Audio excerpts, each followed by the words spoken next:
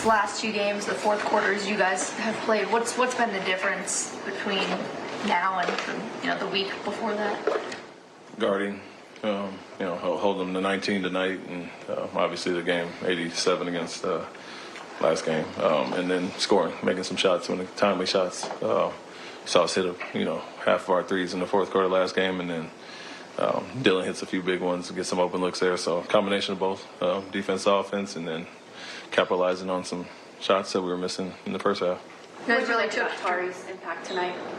The old Tari energy, knowing he's not playing tomorrow, so he lays it all on the line tonight, goes all out, and just the impact there. He's all over the place, and so like I said, you'll get burnt once or twice with him making a gamble, but more often than not, he comes up with those loose balls and ignited the break, and obviously was heavily involved. So great job by him. What was the key to taking Durant out of the game in that fourth? Give him different looks, going after him a little bit, trying to keep him off balance. We blitzing him quite a few times, and depending on who's on the floor for them, feel a little bit more comfortable doing it. And I think we missed a few rotations out of it in the first half. Saw it at halftime, and guys were much better. KYP with knowing who they're rotating to and getting guys off the line. And so that was that. Tried to wear them down, put them in some actions on defense as well to make them work, and not let them rest on that end of the court. And played a ton of minutes, and obviously still had 37, but better to limit him when it counted in the fourth quarter. What did you think of Reed's minutes in the fourth quarter, coming out, knocking out that big three, and then the still also the you guys going? Yeah, it was good that the bench unit gave us a nice little spark there.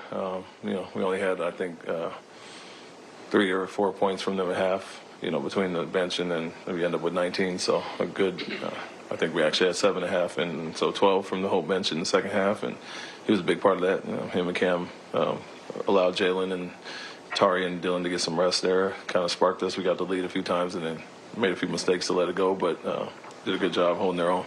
You mentioned the other night that Cam never passes up any shots. What do you think about his shot selection, threes versus twos, in that regard? If he's open, he's one of our best catch and shoot guys, so don't want him to pass those up and take the side steps and all that. And so it's determining the person who's guarding him and close out, and so we don't like when he passes them up because he's a good shooter, obviously, but he's also really good at getting downhill and attacking. So we can put him in some actions, but anything in transition and when they do go for the shot fake, him attacking downhill has been good for us. So that's the balance with him, learning not to pass those up and then taking a more contested three when he can get downhill.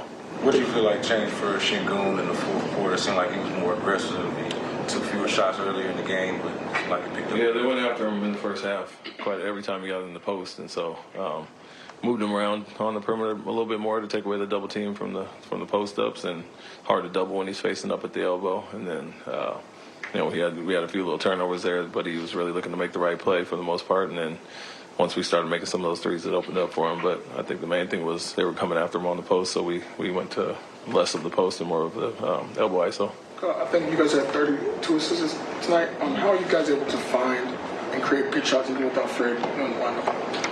And we get stops and get out and run. That's the first recipe. As much as we can. I think we didn't convert at a high rate on the road trip. Had some easy ones against Dallas and Minnesota that we didn't convert, and really looked at that and how we can optimize those opportunities we have on the break. And then, kick out threes were there today. And that was Alpy. That was Jalen made 2 really nice pick and pops to Dylan when they put the big on him late. And so, everybody has to improve. Ime has a triple-double, obviously, so there's 10 assists there, but 11 assists. But, other guys have to step up in his absence. And as always, Alpy is kind of hub on the post that initiates a lot of offense. But Jalen, Ime, and others are all stepping up. And you have 3, 4, 5, 11 from the starting unit. The ball's really popping, and guys were knocking down shots. Thanks, Coach. Thanks, Coach. Thank you.